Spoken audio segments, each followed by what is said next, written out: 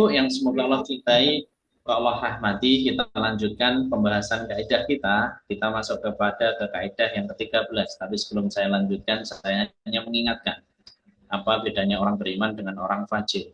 Orang beriman itu kalau mendapatkan peringatan dari Allah, mendapatkan kabar dari Allah, maka telinganya dipakai untuk mendengar, akalnya dipakai untuk berpikir. Dan dari telinga yang mendengar dan dari akal yang dipakai untuk berpikir, maka dia merealisasikan peringatan dan perintah dari Allah itu dalam bentuk tindakan. Dan orang fajir itu berbeda dengan orang beriman. Kalau orang fajir itu mendapatkan peringatan dari Allah, mungkin kadang dia mendengar, tapi tidak difikirkan dengan akalnya. Bahkan orang fajir itu orang yang berdosa. Adalah ketika peringatan itu datang dari Allah, kabar-kabar itu datang dari Allah, bahkan telinga mereka tertutup, akal mereka tidak dipakai, akal mereka tertutup. Makanya kita orang yang beriman jangan sama dengan orang fajir yang ketika mendapatkan peringatan, mendapatkan ayat-ayat Allah, telinga kita tertutup dan akal kita tidak pakai untuk berpikir, sehingga kita tidak beramal dari apa yang sudah kita pelajari. Saya hanya mengingatkan salah satu kaidah yang sudah kita pelajari bersama di hari-hari sebelumnya. Wala tansawul fadla bainakum. Dan janganlah kalian suka melupakan kebaikan di antara orang-orang yang telah berbuat baik di antara kalian. Sekarang hari ini siapa yang sudah berterima kasih kepada pasangannya, siapa yang sudah berterima kasih kepada anaknya, siapa yang sudah berterima kasih kepada orang-orang yang baik yang telah berbuat baik kepadanya. Maka harus kita praktekkan. Kalau hari ini kita sudah disiapkan sahur sama istri kita sudah disiapkan sahur mungkin sama anak kita, maka jangan lupa ucapkan terima kasih ya nak, terima kasih ya istriku, sudah disiapkan sahur, sudah dipersiapkan semuanya, sudah dibuatkan minum, sudah disediakan makan. Maka mungkin ucapan-ucapan kecil yang kita ucapkan kepada istri kita itu lebih baik dari perhiasan dan dari materi yang kita berikan. Karena wanita itu butuh pengakuan dan wanita itu butuh perhatian dari kita. Kadang apa yang kita ucapkan, apa yang kita sembunyikan dari ucapan kita perlu kita realisasikan ketika kita mengingat wala tansaul fadla bainakum. Maka ucapkan terima kasih. Jangan suka lupakan kebaikan orang lain, apalagi kebaikan orang-orang terdekat kita, pasangan kita, anak kita yang sudah berbuat baik di dalam kehidupan kita. Maka jangan lupa ucapkan terima kasih. Jazakallah khairan kasiran, jazakillah khairan kasiran kepada siapapun yang sudah mengucapkan yang sudah berbuat baik di dalam kehidupan kita. Ucapan jazakallah khair, jazakillah khair itu bukan ucapan yang biasa di hadapan Allah. Kalau kita mengerti betul makna dari ucapan jazakallah, jazakillah khairan kepada orang-orang yang telah berbuat baik di dalam kehidupan kita. Maka apa yang kita pelajari satu persatu yang sudah kita pahami, maka kita praktekkan di dalam kehidupan kita. Salah satu yang saya ingatkan adalah wala tansawul fadla bainakum. Dan janganlah lupakan kebaikan-kebaikan di antara kalian. Ucapkan terima kasih kepada pasangannya, kepada anaknya, atas semua kebaikan yang telah diberikan, atas segala kekurangan yang kita berikan kepada mereka. Kita lanjutkan kaidah yang ke-13. Kaidah yang ke-13 di sini dikutip dari surat An-Nisa ayat ke-11. Saya minta tolong dibacakan ayat lengkapnya. Salah satu surat An-Nisa, surat ke-4 berarti ya. Surat An-Nisa surat ke-4 ayat ke-11. Monggo, silakan. Oke. Ini Pak Ustaz. A'udzubillahi minasyaitonirrajim. Bismillahirrahmanirrahim. Panjang ya Pak Ustaz. Allah mensyaratkan mewajibkan kepadamu tentang pembagian warisan untuk anak-anakmu, yaitu bagian seorang anak laki-laki sama dengan bagian 2 orang anak perempuan. Jika anak itu semuanya perempuan yang jumlahnya lebih dari 2, bagian mereka 2/3 dari harta yang ditinggalkan. Jika dia anak perempuan itu seorang saja, dia memperoleh setengah harta yang ditinggalkan. untuk kedua orang tua bagian masing-masing 1/6 dari harta yang ditinggalkan. Jika dia yang meninggal mempunyai anak, jika dia yang meninggal tidak mempunyai anak, tadi kalau yang orang tuanya meninggal mempunyai anak ya Pak Ustadz, sekarang jika dia yang meninggal tidak mempunyai anak dan dia diwarisi oleh kedua orang tuanya saja, ibunya mendapat 1/3. Jika dia yang meninggal mempunyai beberapa saudara, ibunya mendapat 1/6. Warisan tersebut dibagi setelah dipenuhi wasiat yang dibuatnya atau dan dilunasi utangnya. Tentang orang tuamu dari anak-anakmu, kamu tidak mengetahui siapa di antara mereka yang lebih banyak manfaatnya bagimu. Ini adalah ketetapan Allah. Sesungguhnya Allah adalah Maha mengetahui lagi Maha bijaksana. Shadaqallahul adzim. Alhamdulillah. Jazakillah khair, Bu Endang, sudah dibacakan artinya. Kaidah yang ke-13 diambil dari surat An-Nisa ayat ke-11 yang sudah dibacakan lengkap artinya sama saudari kita, sama saudara kita Bu Endang pada pagi hari ini. Terima kasih banyak sudah dibacakan untuk memberikan peringatan kepada kita. Kalau kita membaca surat An-Nisa ayat 11, di sini Allah menerangkan tentang bagaimana pembagian waris dengan detail. Kalau Bapak Ibu hanya mendengar sekilas pasti bingung bagaimana cara menghitungnya. Tapi Allah menutup dengan kalimat bahwa Allah itu Maha mengetahui dan Allah Maha bijaksana. Tidak ada perkara yang Allah atur detail di dalam Al-Quran kecuali tentang hukum waris. Ayat ini kemudian dilanjutkan dengan ayat ke-12. Lebih detail lagi Allah menceritakan bagaimana perhitungan tentang pembagian warisan. Yang ini menjadi dasar bagi siapapun yang mengeklaim hari ini yang menemukan aritmatika, yang menemukan perhitungan, itu adalah orang-orang barat. Maka ingatlah, sebelum mereka menemukan perhitungan 1/3, 1/2, setengah, 1/2, 1/3, Allah sudah mengajarkan itu detail di dalam Al-Quran. Kalau hari ini ada yang mengatakan, yang menemukan bilangan bapak ini, yang menemukan bilangan bapak ini, sesungguhnya orang-orang muslim terdahulu dari ayat-ayat dari surat An-Nisa ini sudah membuat yang namanya algoritma perhitungan yang ditiru oleh orang barat yang disebarkan kepada kita pada waktu sekolah, bukan tentang orang muslim yang menemukan perhitungan bilangan, tetapi orang barat. Karena inilah tipu daya dan manipulasi yang sangat besar yang kita terima di dalam kehidupan kita. Makanya Allah sudah mengajarkan detail, tidak ada perhitungan yang detail yang Allah ceritakan di dalam kehidupan kita di dalam Al-Quran kecuali adalah tentang hukum waris. Makanya ayat 11 menceritakan detail tentang bagaimana perhitungannya, ayat 12 dilanjutkan, dan ayat 13-14-nya menceritakan siapapun orang yang melaksanakan hukumnya dengan adil, siapapun yang melaksanakan ketetapannya, maka balasan surga, kecuali bagi orang-orang yang telah melaksanakan ketetapan Allah. Tapi balasan neraka, ayat 14-nya diceritakan siapapun yang ingkar, siapapun yang tidak menjalankan syariatnya dari hukum waris ini, maka tidak ada tempat ke pembagiannya kecuali adalah neraka. Hari ini kita tidak kaidah ini yang kita pelajari hari ini bukan tentang pembagian penghitungan warisnya. Kalau ada yang bertanya tentang penghitungan waris, bukan saatnya untuk membahas itu. Tapi kaidahnya saya hanya menceritakan ayat 11, ayat 12, 13, 14 di sini adalah tentang bagaimana perhitungan dan pembagian waris. Tapi yang nanti kita pelajari, mohon bersabar. Apa yang kita pelajari bukan tentang masalah warisnya, tapi apa yang dipelajari adalah apa yang disampaikan oleh Allah. Aba'ukum wa abna'ukum la tadruna ayyuhum aqrabu lakum naf'a. Orang tuamu dan anak-anakmu kamu tidak mengetahui siapa di antara mereka yang lebih dekat atau lebih banyak memberikan manfaat bagimu.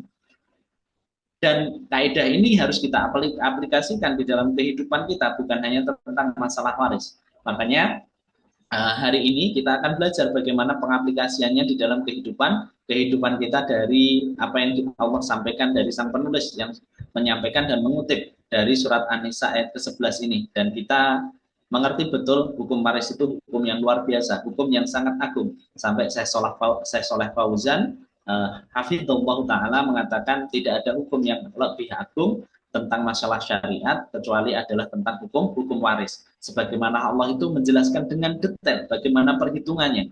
Karena ini menunjukkan apa? Menunjukkan kerumitannya, menunjukkan apa namanya? Ketelitian Allah, keadilan Allah, kemahabijaksanaan Allah di dalam mengatur segala urusan makhluknya. Dan berapa orang yang berselisih dengan masalah ini ketika hukum waris itu tidak ditegakkan. Berapa banyak saudara saling membunuh, berapa banyak saudara saling memenjarakan hanya tentang masalah warisan. Mereka lupa bahwa Allah sudah mengatur detail bagaimana hukum ini di dalam Al-Qur'an. Makanya itu yang menjadikan kita paham kenapa Syekh Shalih Fauzan mengatakan bahwa hukum waris itu adalah hukum yang sangat agung, dan sampai Allah itu mengancam bagi siapapun yang tidak menegakkan hukum ini, yang tidak membawa hukum ini di dalam kehidupannya ketika pembagian waris, maka tidak ada tempat kembalinya kecuali adalah neraka. Ayat-ayat selanjutnya dijelaskan seperti itu. Dan tapi bagi siapapun yang menjalankan hukum ini, tidak lain kecuali balasannya adalah surga. Maka itu yang menjadikan kita paham. Kita melihat balasan yang Allah berikan. Kalau balasannya adalah pahala kebaikan, maka banyak diceritakan oleh Allah, sholat pahala kebaikan, puasa pahala kebaikan. Tapi hukum ini Allah jelaskan, kalau menetapkan hukum ini, kalau menjalankan hukum ini, tidak ada balasan yang lain kecuali adalah surga. Kalau meninggalkan dan tidak menetapkan hukum ini, balasannya adalah langsung neraka. Hukum yang Allah ceritakan hukumannya atau balasannya itu langsung surga dan neraka. Itu yang menjadikan kita paham bahwa hukum waris adalah hukum yang agung yang Allah tetapkan di dalam kehidupan kita. Tapi hari ini kita tidak belajar tentang masalah waris, karena itu adalah ilmu faraid yang sudah dihadirkan di dalam kajian kita, bagaimana cara membaginya, siapa yang berhak, bagaimana ahli warisnya, dan itu sudah kita hadirkan selama beberapa sesi. Dan pertanyaan tadi dari Bu Mulyastuti nanti ditujukan kepada asatid yang akan membawakan tentang masalah hukum waris. Yang kita pelajari pada hari ini adalah kaidah yang diambil dari surat An-Nisa ayat 11. Aba'ukum wa abna'ukum la tadruna ayyuhum aqrabu lakum naf'a. Orang tua dan anak-anakmu kamu tidak mengetahui siapa di antara mereka yang lebih dekat manfaatnya atau lebih banyak manfaatnya bagimu. Apa yang bisa kita ambil dari kaidah ini untuk kita terapkan di dalam kehidupan kita?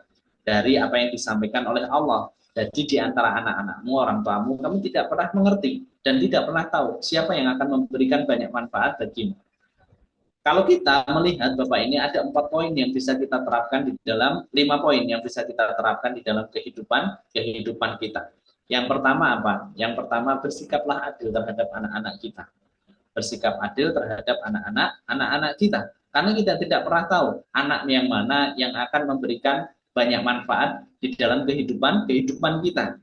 Karena dari sebagian kita kadang kasih sayang yang kita tumpahkan kepada anak-anak kita itu kadang berbeda. Karena anak yang ragil atau yang terakhir kadang kita membedakan, lebih sayang kepadanya.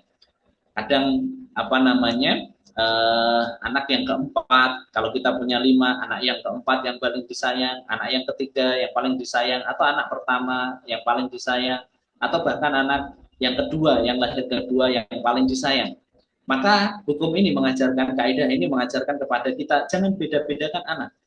Jangan bedakan kasih sayang yang diberikan kepada anak. Karena apa? Ketika kita membedakan kasih sayang kita kepada anak, maka anak yang merasa bahwa dibedakan kasih sayangnya akan tergores hatinya bahwa dia dibedakan dari saudara-saudaranya. Kasih sayangnya dibedakan. Berapa banyak hari ini di antara anak-anak itu yang berkata dan benci kepada orang tuanya ketika dia tidak mendapatkan kasih sayang yang sama. Dan berapa banyak anak-anak hari ini yang mengatakan, bapak tidak adil, bapak ibu tidak adil, bapak lebih sayang sama kakak, bapak lebih sayang sama adik. Dan itu tidak pengen terjadi di dalam keluarga kita. Dan tidaklah apa yang kita lakukan buat anak-anak kita harus kita tegakkan seadil-adilnya. Adil bukan berarti sama. Adil itu sesuai dengan tempatnya. Kebutuhan anak pertama tentunya berbeda dengan kebutuhan anak yang kedua. Begitu juga dengan anak ketiga, begitu juga dengan anak yang keempat. Kebutuhan anak perempuan berbeda dengan kebutuhan anak laki-laki, dan itu harus kita berikan sesuai porsinya. Jangan sampai apa yang kita lakukan kepada anak-anak kita itu kita bedakan dari kasih sayangnya. Berbuat adillah kita kepada anak kita. Kalau anak kita 4, berbuat adillah kepada 4 anak kita. Kalau anak kita 6, berbuat adillah kepada 6 anak kita. Karena kita tidak pernah tahu Bapak Ibu, anak mana yang akan banyak memberikan manfaat di dalam kehidupan kita. Mungkin kita lebih sayang kepada anak yang terakhir bungsu, tetapi justru anak yang pertama yang banyak memberikan manfaat di dalam kehidupan kita. Kita mungkin lebih sayang, ketika kita lebih sayang kepada anak kita yang pertama, bisa jadi anak yang kedua, anak yang ketiga, yang justru memberikan banyak manfaat di dalam kehidupan kita. Dan kita tidak boleh membeda-bedakan apa yang kita berikan dan kasih sayang yang kita berikan kepada anak-anak kita. Kalau kita belajar Bapak Ibu, hari ini banyak terjadi anak-anak yang mendapatkan salah pengasuhan atau luka batin dari pola pengasuhan yang salah. Sehingga apa? Sehingga mereka mempunyai dan tumbuh rasa benci di dalam hati mereka terhadap orang tuanya. Bahkan ketemu orang tuanya, ketemu bapaknya dia benci, ketemu dengan ibunya benci. Dan itu adalah keburukan yang hadir di dalam kehidupan keluarga. Maka itu yang kita harapkan. Dari ayat ini kita belajar, dari kaidah ini kita belajar jangan berbuat tidak adil kepada anak kita. Berapapun jumlah anak kita, berikan kasih sayang yang sama terhadap anak yang kita miliki. Kita tidak pernah tahu anak mana yang akan memberikan manfaat yang lebih banyak di dalam kehidupan kita. Itu yang pertama. Yang kedua, jangan bedakan anak laki-laki dan anak-anak perempuan. Jangan seperti orang-orang kafir. Kenapa kita tidak boleh membedakan anak laki-laki dan anak perempuan? Karena orang-orang kafir itu membedakan anak laki-laki dengan anak perempuan. Orang-orang musyrik dulu itu membedakan anak laki-laki dan anak-anak perempuan. Mereka lebih berbangga-bangga dan mereka lebih senang kepada anak laki-laki. Karena mereka berbangga-bangga dengan nasabnya. Nasab itu kan diturunkan kepada anak laki-laki. Nasab tidak diturunkan kepada anak perempuan. Tetapi apa? Tetapi yang terjadi, orang-orang kafir terdahulu dan orang-orang musyrik terdahulu itu lebih senang kalau mendapatkan anak laki-laki. Sehingga apa? Mereka membedakan kasih sayangnya dan mereka merendahkan anak perempuan. Mereka menganggap bahwa anak perempuan itu tidak ada manfaatnya di dalam kehidupan mereka, dan mereka lebih berbangga kepada anak laki-laki mereka. Maka hari ini kita tidak boleh membedakan antara anak laki-laki dengan anak perempuan. Kita tidak pernah tahu anak laki-laki atau anak perempuan yang justru memberikan manfaat di dalam kehidupan kita. Dan banyak terjadi hari ini Bapak Ibu, kisah nyata. Ada orang tua memiliki putra 5. Anak yang pertama laki-laki, anak yang kedua laki-laki, anak ketiga laki-laki, anak keempat laki-laki, baru anak yang terakhir itu adalah perempuan. Yang anak perempuan itu tidak mendapatkan kasih sayang yang sama karena mereka bangga terhadap anak laki-laki. Anak perempuan itu mendapatkan perhatian yang kurang, mendapatkan kasih sayang yang kurang karena menganggap bahwa anak perempuan itu tidak memberikan manfaat buat mereka. Akhirnya apa? Akhirnya setelah dewasa, setelah besar, setelah semuanya mandiri, ternyata apa? Anak pertama harus meninggalkan orang tuanya karena tugas. Anak kedua harus meninggalkan orang tuanya karena memang ditakdirkan di tempat yang lain. Anak ketiga pun sama, anak keempat pun sama. Yang tinggal itu hanya anak perempuan di rumah.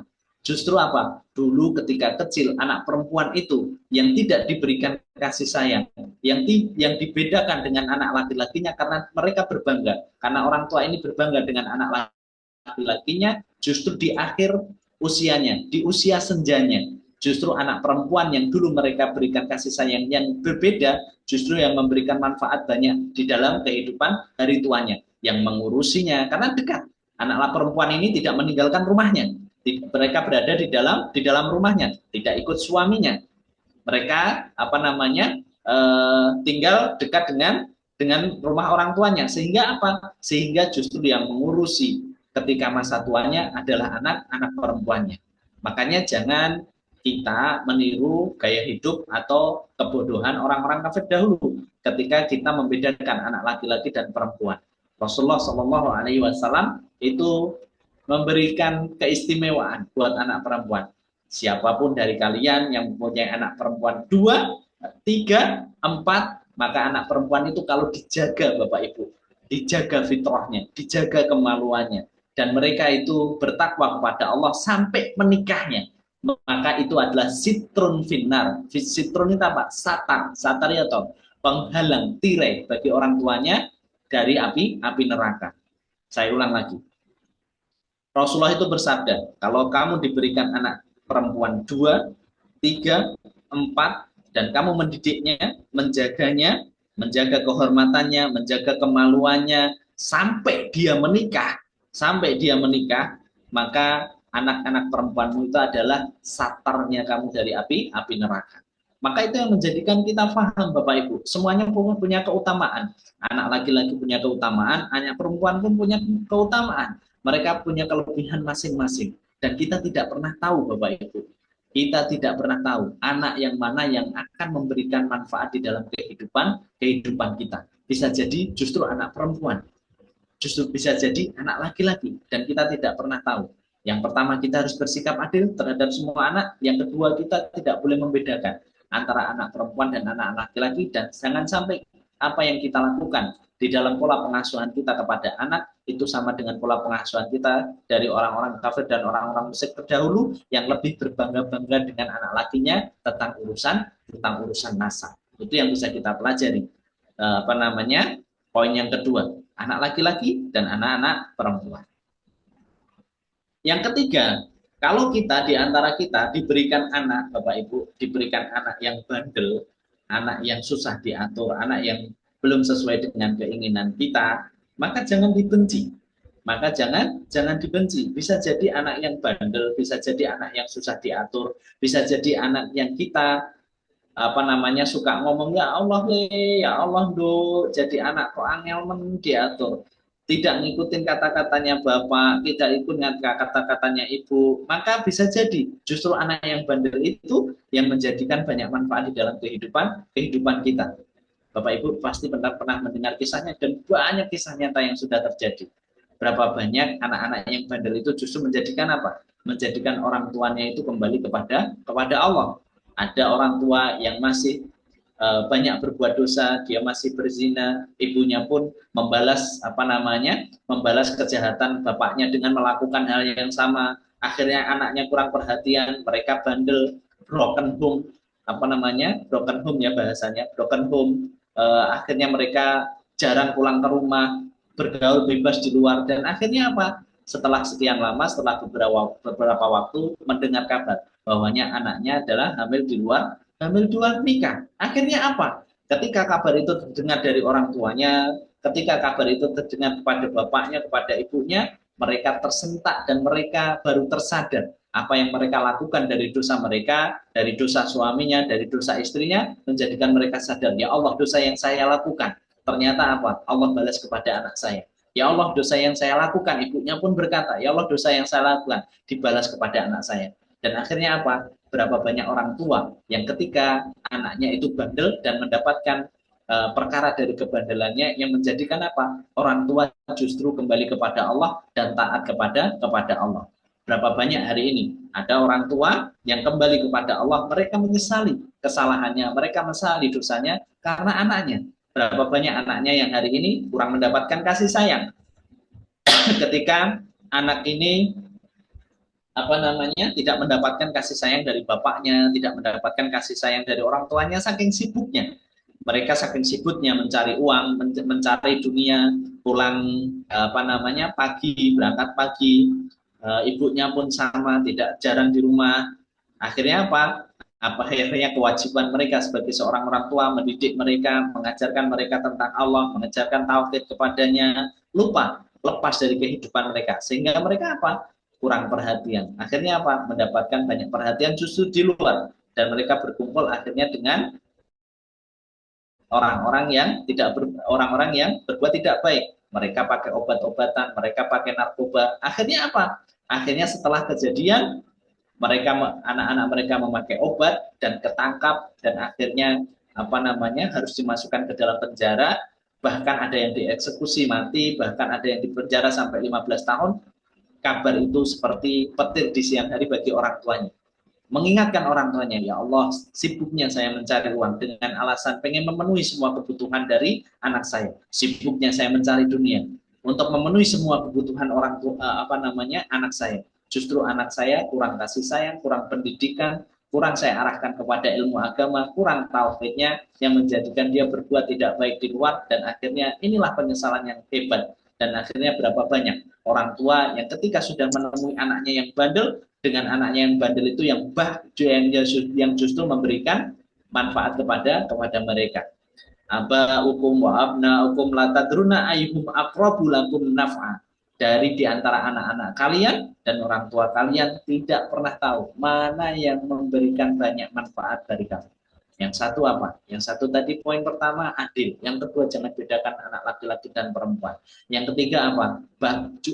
Mungkin anak yang bandel yang hadir di dalam keluarga kita justru itulah yang nanti akan memberikan banyak manfaat dan banyak kebaikan di dalam kehidupan kita. Itu yang ketiga. Yang keempat, poin yang bisa kita pelajari dari kaidah ini. Yang keempat, kalau kaidah ini kita terapkan kan yang punya anak, yang punya anak. Kalau tidak punya anak gimana? Kan itu yang menjadi pertanyaan kita. Karena Allah menyampaikan di sini apa hukum wa abnaukum. Orang tua dan anak-anak kalian tidak akan pernah tahu siapa yang banyak memberikan manfaat buat kalian. Nah, kalau kalian tidak punya anak, bagaimana? Kaidah ini tetap berjalan. Kaidah ini tetap berjalan bagi siapapun hari ini yang tidak diberikan putra, dan tidak diberikan keturunan. Mungkin itu adalah kebaikan yang justru Allah berikan di dalam kehidupannya. Kita belajar dari kisahnya Nabi Khidir dan Nabi Musa. Ketika Nabi Musa disuruh oleh Allah, diperintahkan oleh Allah untuk bertemu Nabi Khidir, untuk belajar kepada Nabi Khidir. Apa ya salah satu yang ditemui Nabi Musa? Justru Nabi Khidir itu membunuh seorang anak kecil. Makanya Nabi Musa kan bertanya, wahai Khidir, wahai Nabi Khidir, kenapa engkau membunuh anak kecil? Dan Musa bertanya, karena Musa tidak sabar. Padahal Allah memerintahkan Nabi Musa, belajarlah kamu dari Nabi Khidir dan belajarlah sabar. Dan ketika mendapati Nabi Khidir itu membunuh anak yang masih kecil, maka Nabi Musa bertanya, wahai Nabi Khidir, kenapa engkau membunuh anak ini? Wahai Musa, kamu tidak pernah tahu. Sesungguhnya anak ini adalah anak yang fasik. Anak yang fasik. Dan saya khawatir nanti anak yang fasik ini akan mempengaruhi keimanan orang tuanya. Sehingga ketika anak ini meninggal, akan menjaga keimanan orang tuanya. Kalau ada di antara kita yang tidak diberikan anak Bapak itu bukan karena Allah tidak adil, bukan karena Allah tidak sayang pada kita, bukan karena Allah itu buruk takdirnya di dalam kehidupan kita, tidak. Allah itu maha mengetahui, Allah itu maha bijaksana terhadap segala keputusannya. Kalau ada yang tidak diberikan anak dari kaidah ini, yang kita pelajari pada hari ini, justru mungkin itu kebaikan yang Allah berikan di dalam kehidupan Bapak Ibu.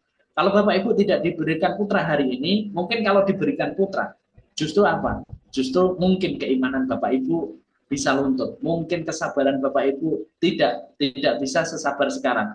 Mungkin justru keburukan yang akan hadir di dalam kehidupan Bapak Ibu.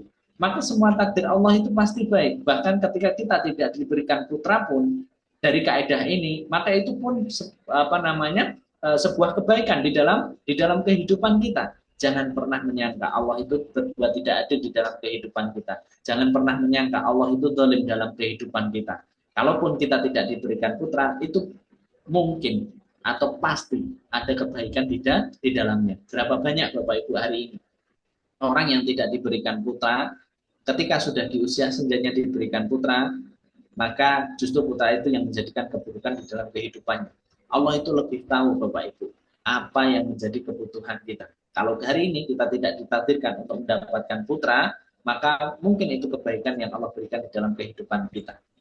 Dan kalau diberikan putra, justru Allah itu tahu, kalau kamu tak kasih anak, kamu akan berogoyah imannya, kamu justru akan murtad, justru kamu akan banyak keburukan yang hadir di dalam kehidupan kalian, wahai pasangan yang tidak berikan putra. Maka bersabarlah. Tidak ada takdir Allah yang buruk dan tidak ada takdir Allah yang tidak adil. Semua takdir Allah itu adil dan semuanya membawa kebaikan di dalam kehidupan kita. Itu poin keempat yang bisa kita ambil dari kaidah ke-13 ini. Selanjutnya, poin yang kelima, kalau ini berurusan dengan anak, berurusan dengan keluarga, berurusan dengan putra yang kita berikan yang Allah berikan di dalam kehidupan kita. Maka ayat ini juga bisa kita aplikasikan Bapak Ibu. Bisa kita aplikasikan di dalam kehidupan amal kita. Sebagaimana Imam Ahmad itu menyampaikan innamal qasamal arzaq wa qasamal a'mal. Artinya Allah itu membagikan amal sebagaimana Allah membagikan rezeki. Maka ketika ada di antara kita dimudahkan amal kita di dalam perkara-perkara kecil, maka apa? Maka jangan mudah atau jangan meremehkan amal di dalam kehidupan kita. Jangan meremehkan amal di dalam kehidupan kita. Artinya apa? Kalau kita mungkin hanya bisa berzikir pada hari ini, maka jangan remehkan, ya Allah, cuman zikir. Jangan remehkan setiap amalan kecil yang kita lakukan. Kita tidak pernah tahu, Bapak Ibu. Kita tidak pernah tahu amal mana yang nanti akan memasukkan kita ke dalam surga. Mungkin ada yang sudah naik haji 5 kali, umroh mungkin puluhan kali. Tapi bisa jadi hajinya yang 5 kali, umroh yang puluhan kali, itu tidak diterima sama Allah karena masih terserit riak di dalam hatinya. Bahkan hajinya yang ber5 kali, umrohnya yang berpuluh-puluh kali, tidak menjadikan dia masuk surga. Tapi justru amalan kecilnya dia, yang mungkin bisa jadi memasukkan dia ke dalam surga. Ketika dia bersedekah dengan uang yang tidak seberapa, mungkin 5.000. Tetapi ketika hatinya ikhlas memberikan itu, kemudian yang diberikan dengan senyum bahagia mengatakan, ya Allah berkahi orang ini. Dan orang itu sudah lupa, yang bersedekah tadi sudah lupa terhadap kebaikan yang diberikan. Yang hanya 5.000 dengan keikhlasan dia, maka apa? Itu justru yang diterima sama Allah, dan amal itu yang justru memasukkan dia ke dalam surga. Sedikit dari apa yang bisa kita lakukan dari amal kita, jangan pernah remehkan. Dan kita kan tahu Bapak Ibu, ada orang yang dimasukkan Allah ke dalam surga hanya karena menyingkirkan ranting. Karena dia berprasangka, kalau ranting ini tidak saya singkirkan, maka orang yang berjalan di belakang saya bisa terkena durinya. Maka karena hatinya ikhlas, ketika menyingkirkan ranting itu, justru amalan yang kecil itu yang menjadikan dia dimasukkan Allah ke dalam surga. Dan sudah sering saya sampaikan bahwa surga itu sedekat tali sandal kita. Al jannatu adna min sirokin naklihi finnari misrudalika. Sesungguhnya surga itu sedekat tali sandal kita. Untuk memberikan pemahaman kepada kita, surga itu dekat. Bahkan dengan amal kita yang kecil, kalau sudah kita ikhlas di dalam hati kita untuk melakukannya, dan kita benar-benar meniatkan dari amal kita yang kecil itu, semuanya untuk mengharapkan wajahnya Allah, bisa jadi amal yang kecil yang kita lakukan itu justru yang memasukkan kita ke dalam surga. Bisa jadi Ramadan kita yang 40 tahun, yang sudah 50 tahun, 60 tahun, tidak ada yang diterima sama Allah. Bisa jadi puasanya, selama puasa sunnahnya berpuluh tahun, bisa jadi belum diterima sama Allah. Tapi bisa jadi amal yang kecil yang kita lakukan. Kita memberikan sedekah yang mungkin tidak seberapa dibandingkan dengan harta kita. Mungkin amalan kecil kita membantu saudara kita dari kebutuhannya, mungkin makan yang diberikan hanya sekali, hanya 10.000 misalnya, kita pesankan nasi box 10.000, tapi karena hati kita ikhlas, kita mengharapkan hanya pahala dari Allah, dan kita lupa atas kebaikan yang kita lakukan. Bisa jadi amal kecil yang kita lakukan itu, yang dengan hati yang ikhlas itu, yang justru memasukkan kita kepada surga. Maka jangan remehkan amal. Itu pelajaran terakhir yang bisa kita pelajari dari kaidah yang ke-13. Apa? Kita ulang yang pertama, dari kaidah aba'ukum wa abna'ukum la tadruna ayyukum aqrabu lakum naf'a. Di antara anak-anak kalian, bapak-bapak kalian, kamu tidak pernah mengetahui siapa di antara mereka yang lebih dekat, yang bisa memberikan manfaat bagimu. Kalau kita kembalikan Bapak Ibu ayat ini kepada surat An-Nisa ke-11 dari pembagian waris, kita tidak pernah tahu kenapa ini ditempatkan oleh Allah pada ayat ke-11 dari surat An-Nisa. Karena ketika ada pembagian waris, kita tidak pernah tahu Bapak Ibu, bapak mana, orang tua mana, dan anak mana yang justru akan memberikan kebaikan di dalam kehidupan kita. Apa artinya, Bu? Dalam hukum waris, kita tidak pernah tahu anak mana yang ridho terhadap pembagian kita, dan anak mana yang tidak ridho terhadap pembagian warisan kita. Anak mana yang ridho dan memberikan manfaat. Siapapun yang ridho terhadap pembagian waris, maka akan memberikan manfaat bagi orang tuanya. Dari wasiat yang sudah ditulis, dari ketetapan Allah yang sudah ditulis. Karena hari ini berapa banyak Bapak Ibu, kalau ada anak, dia punya putra 6, dia punya putra 7. Ketika terjadi pembagian waris, siapa yang ridho, siapa yang enggak. Di antara 8, mungkin ada 6-nya yang ridho, 2-nya enggak ridho. Berapa banyak hari ini terjadi? Ketika punya putra 4, pembagian waris 3-nya ridho, 1-nya nggak ridho. 3-nya nggak ridho, tapi 1-nya ridho. Dan kita tidak pernah tahu anak mana yang akan memberikan manfaat di dalam kehidupan kita. Makanya Allah menempatkan ayat ini di dalam pembagian waris untuk memberikan pemahaman kepada kita. Ketika kita aplikasikan di dalam kehidupan kita, maka berbuatlah adil kepada anak kita. Jangan bedakan anak laki-laki dan anak perempuan. Jangan bedakan anak laki-laki dan anak perempuan. Jangan membenci anak kita yang bandel. Apa yang kita lakukan dari anak-anak kita dari ketiga tadi, ketika kita berbuat adil, memberikan kasih sayang yang sama, tidak membedakan laki-laki dan perempuan, tidak membenci kalau anak kita yang adil, insya Allah ketika hukum ini ditegakkan, hukum waris ini ditegakkan, maka dari anak yang tidak kita bedakan, anak yang kita berikan kasih sayang yang sama, anak yang tidak kita benci ketika bandel, insya Allah kita akan diberikan anak-anak yang ridho terhadap pembagian waris. Anak yang pertama, kedua, ketiga, keempat, atau anak ketika diberikan anak yang lebih dari 4, atau cuma 2, atau cuma 3, maka semuanya akan berkata, ya Allah, Bapakku sudah baik. Bapakku tidak membedakan satu dengan yang lainnya. Bapakku tidak membedakan antara perempuan dan laki-laki. Bapakku tidak membedakan yang bandel atau yang enggak. Akhirnya apa? Ketika hukum ini jatuh kepada keluarga yang menemui tentang hukum waris yang terjadi ketika bapaknya atau orang tuanya sudah meninggal, ketika anak-anaknya itu mendapatkan kasih sayang yang baik dari orang tuanya, maka semua anak-anaknya, mau itu 2, 3, 4, mereka akan mudah ridho karena ingat atas kebaikan yang ditanamkan oleh orang tuanya. Kasih sayang yang tidak pernah membedakan, kasih sayang yang tidak pernah membedakan antara yang bandel sama yang tidak, antara yang perempuan sama laki-laki. Sehingga ketika pembagian waris tidak ada anak-anaknya yang tidak ridho karena ingat atas kebaikan orang tuanya. Itulah yang dimaksudkan dari kaidah ini ketika dimasukkan Allah di dalam surat An-Nisa ke-11. Kita ulang. Aba'ukum wa abna'ukum la tadruna ayyuhum aqrabu lakum naf'a. Orang tua dan anak-anakmu, kamu tidak pernah mengetahui siapa di antara mereka yang akan banyak memberikan manfaat bagimu. Barakallahu fikum, itu kaidah yang ke-13. Kita tambahkan satu lagi, kaidah yang ke-14 berarti.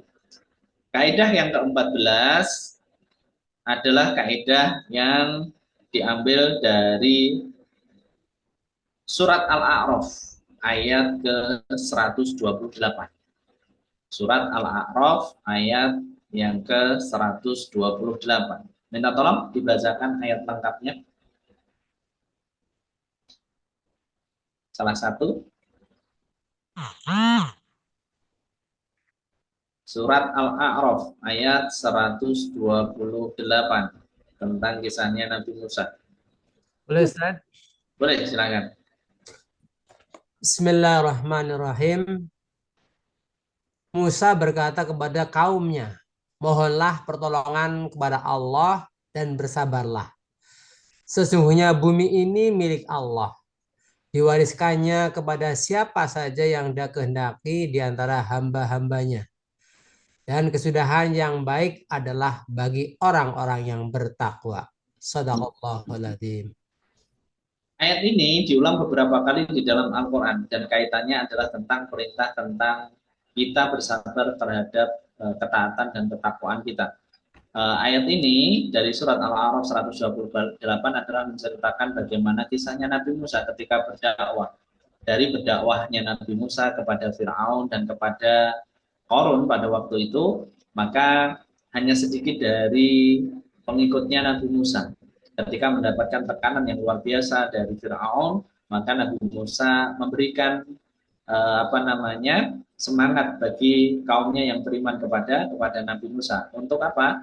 Untuk bersabar, untuk minta pertolongan kepada Allah. Dan di dalam ayat ini ditutup dengan wal aqibatu lil muttaqin, sesungguhnya kesudahan yang baik bagi orang-orang yang bertakwa. Artinya apa? Artinya kita pelajari bersama. Kenapa Allah menyebutkan di dalam surat Al-A'raf, wal aqibatul lil muttaqin, dan kesudahan adalah milik bagi orang-orang yang bertakwa.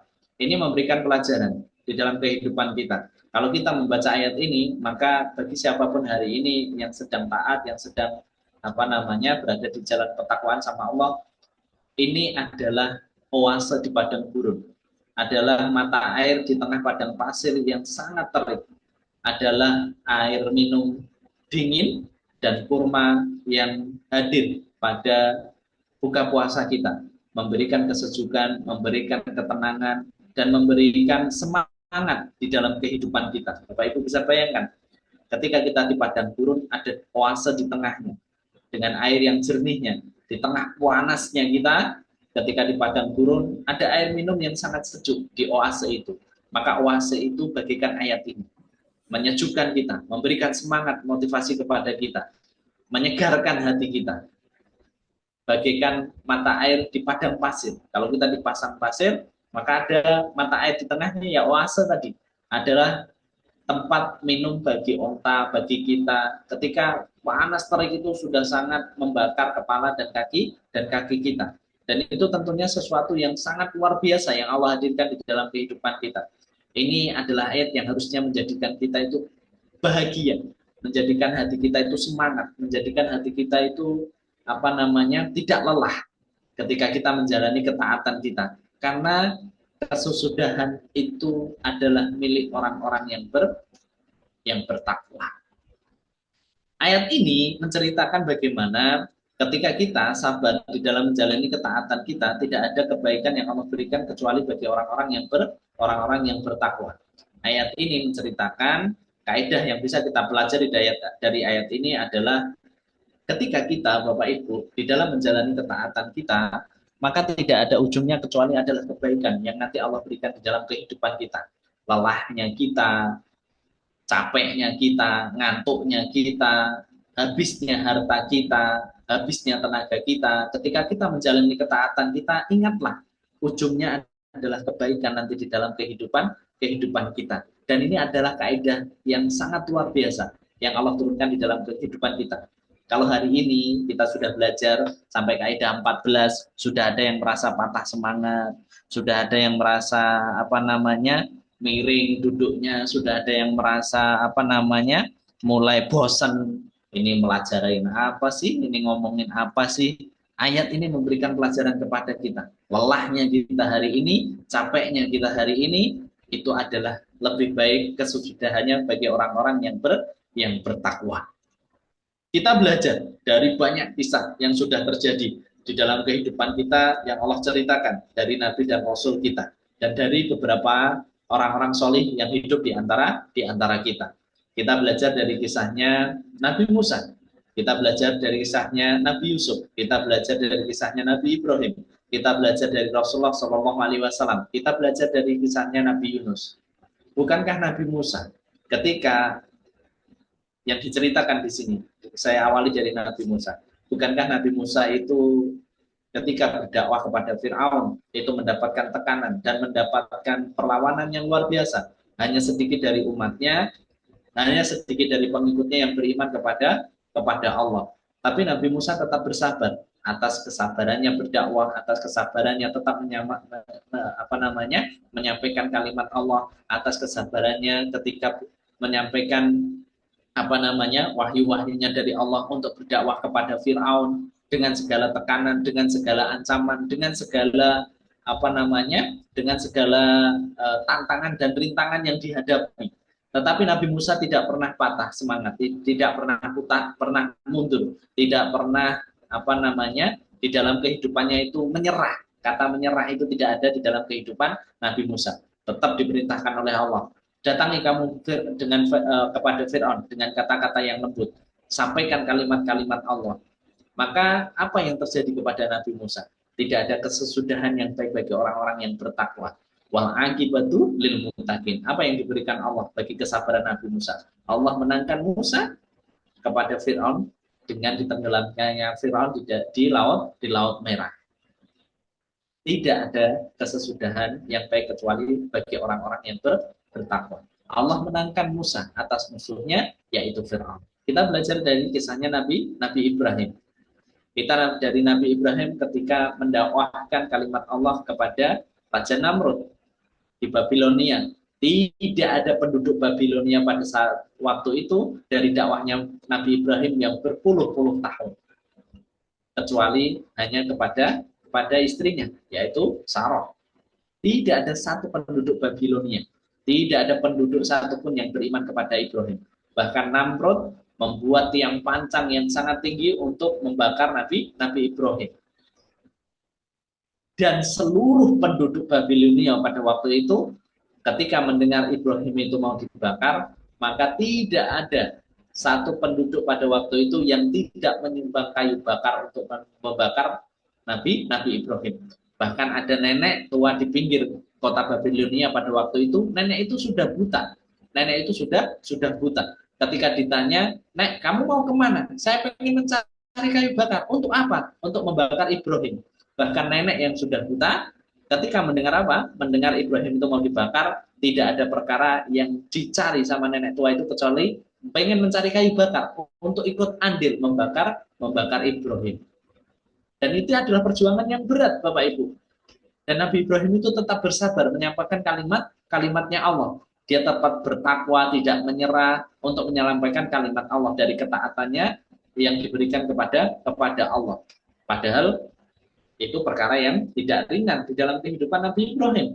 Bapak Ibu bayangkan, Bapak Ibu hidup di Indonesia misalnya, seluruh Indonesia itu membenci Bapak dan pengen membunuh Bapak. Bagaimana kondisinya? Pasti adalah sesuatu yang berat di dalam kehidupan Bapak Ibu. Satu desa, jangankan satu desa, satu keluarga saja itu sudah berat buat kita. Ada satu keluarga membenci kita, pengen memberikan keburukan di dalam kehidupan kita, itu sudah berat banget hidup kita.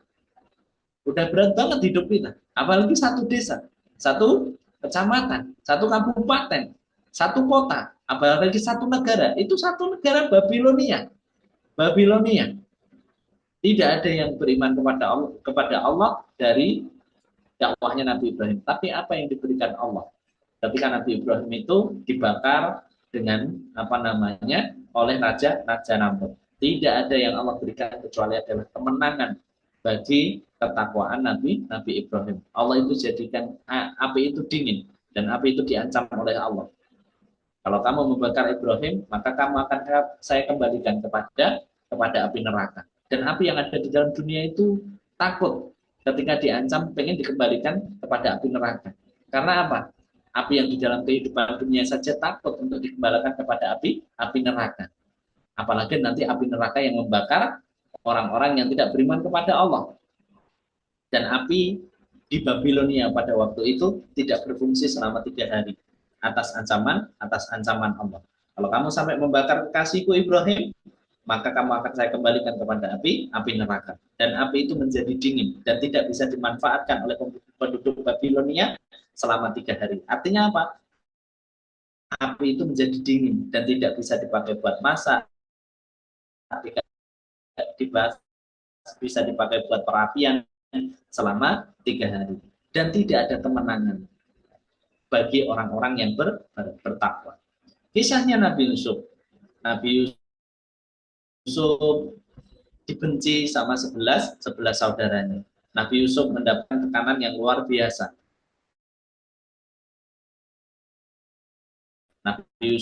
Nabi Yusuf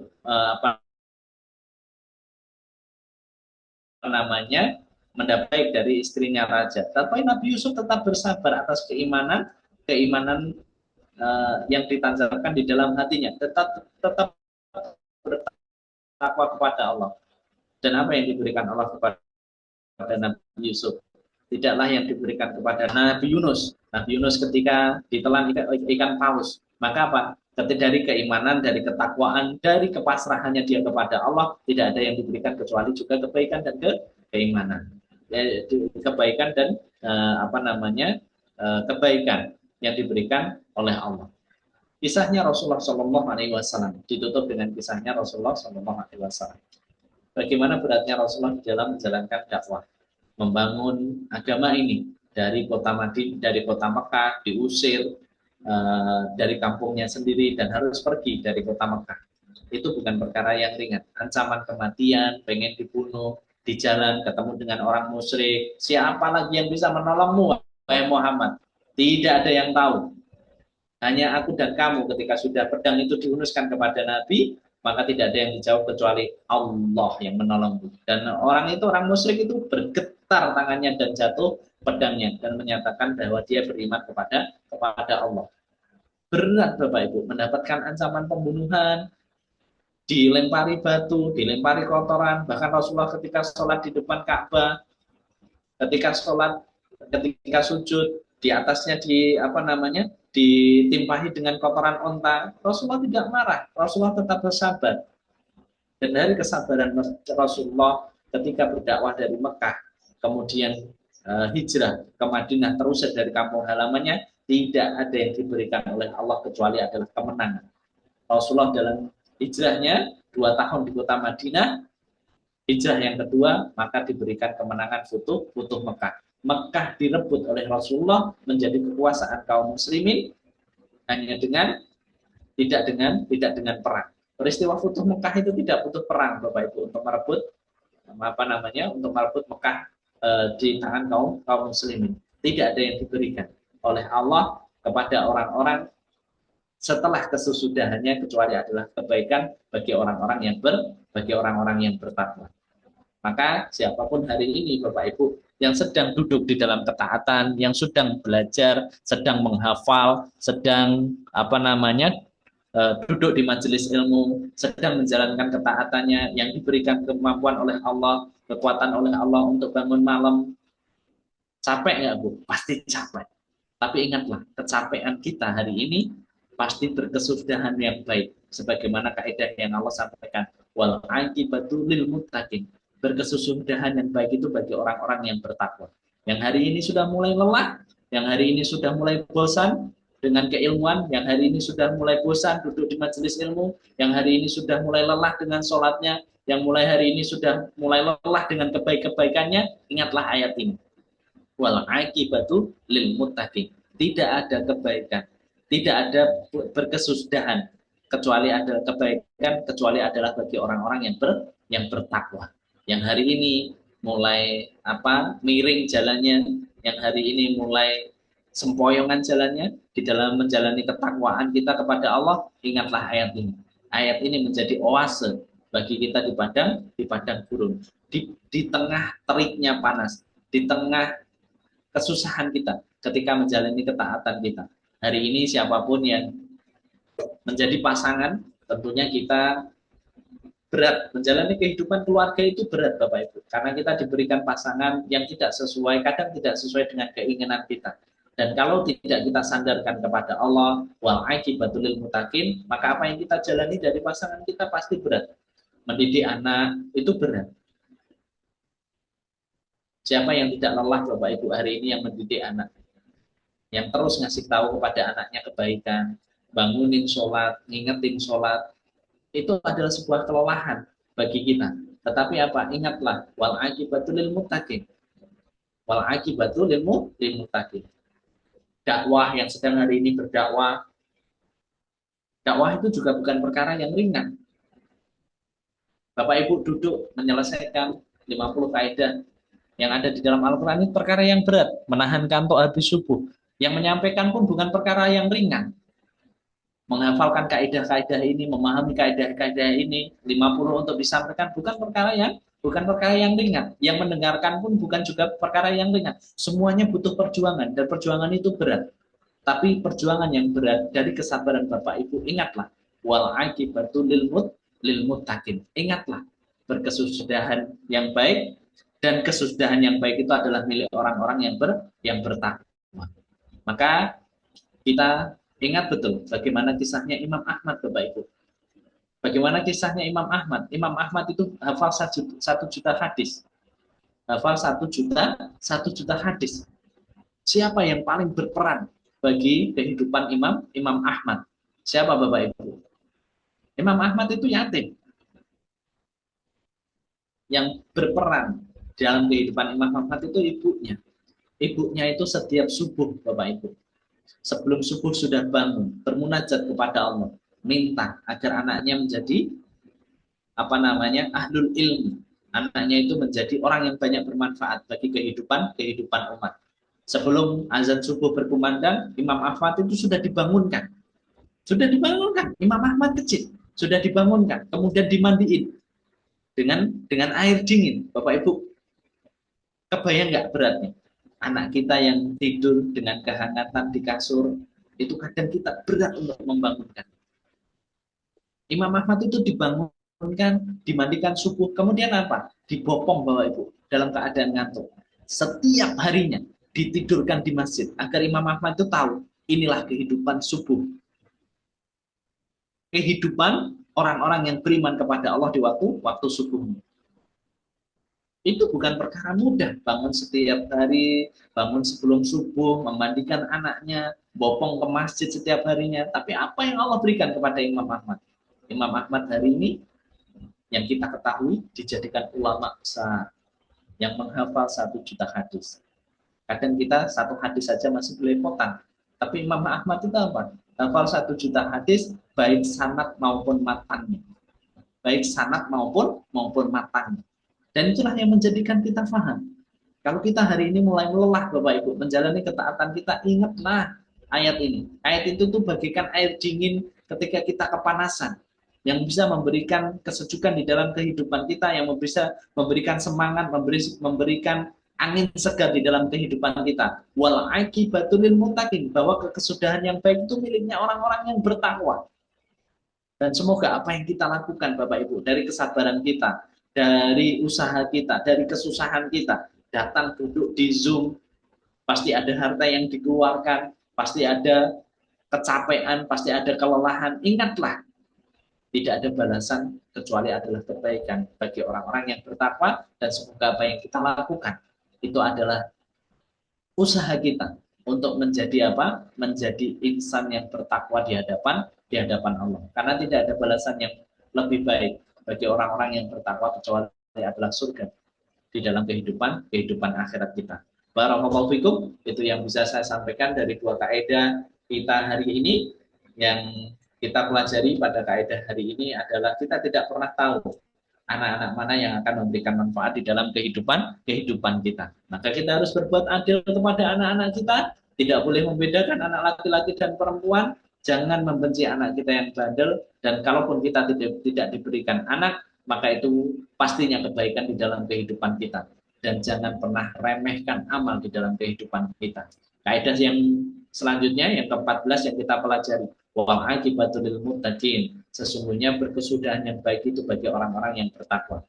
Semoga dari kesabaran kita, dari kelelahan kita, dari usaha kita untuk terus memperbaiki diri kita yang hari ini sedang berjalan pada jalan ketakwaan, maka Allah berikan kesudahan yang baik dan meningkatkan dan menjadikan kita, derajat kita di hadapan Allah adalah derajat bagi orang-orang yang bertakwa. Semoga